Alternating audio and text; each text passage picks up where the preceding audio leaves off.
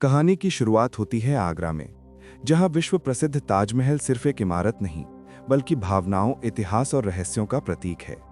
इसी जगह पर काम करता है एक अनुभवी गाइड, विष्णु दास। 30 सालों से वो ताज के बारे में लोगों को कहानियां सुनाता आ रहा है। उसकी आवाज में जुनून है, पर अब उसके अंदर एक बेचैनी भी है। उसे लगता है कि ताज की कहानी वो नहीं जो सदियों से दोहराई जा रही है। एक दिन एक विदेशी पर्यटक के साथ बातचीत के दौरान विष्णुदास अपने दिल की बात कह देता है।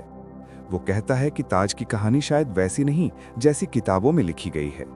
किसी ने उसकी ये बात वीडियो में रिकॉर्ड कर ली और वो सोशल मीडिया पर वायरल हो जाती है। देखते ही देखते विष्णु मजाक और विवाद का विषय बन जाता है।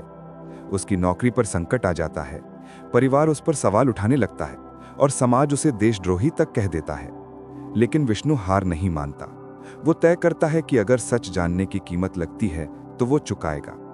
इसी दृढ़ निश्चय के साथ वो कोर्ट में एक याचिका दायर करता है, ये साबित करने के लिए कि ताजमहल के पीछे की असली कहानी क्या है। कोर्ट रूम में उसकी मुलाकात होती है सरकारी वकील अनवर राशिद से, जो इस मामले में राज्य का पक्ष रखता है। और फिर शुरू होती है एक ऐसी बहस जो सिर्फ कानून की नहीं, बल्कि इतिहास, आस्था और पहचान की भी है। विष्णु अपने तर्कों में पुराने अभिलेख, लोक कथाएं और स्थापत्य प्रमाण पेश करता है। उसका दावा है कि ताजमहल पहले एक प्राचीन मंदिर हुआ करता था, जिसे बाद में मुगल बादशाह ने मकबरे में बदल दिया। दूसरी ओर अनवर राशिद इसे निराधार और समाज में नफरत फैलाने वाला तर्क कहता है। अदालत के भीतर माहौल गर्म है। एक और इतिहास की तहों को खोलने की कोशिश और दूसरी ओर उसे बचाने की जद्दोजहद। इस संघर्ष के बीच विष्णु की निजी जिंदगी बिखरने लगती है। उसका बेटा उससे दूर हो जाता है, पत्नी थक चुकी है और मीडिया उसके घर के बाहर डेरा डाल देता है। लेकिन विष्णु के अंदर अब एक आग जल चुकी है। उसे किसी भी तरह सच तक पहुंचना है।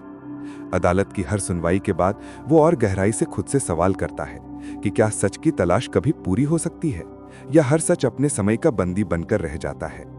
फिल्म का क्लाइमैक्स बेहद भावुकतापूर्ण है।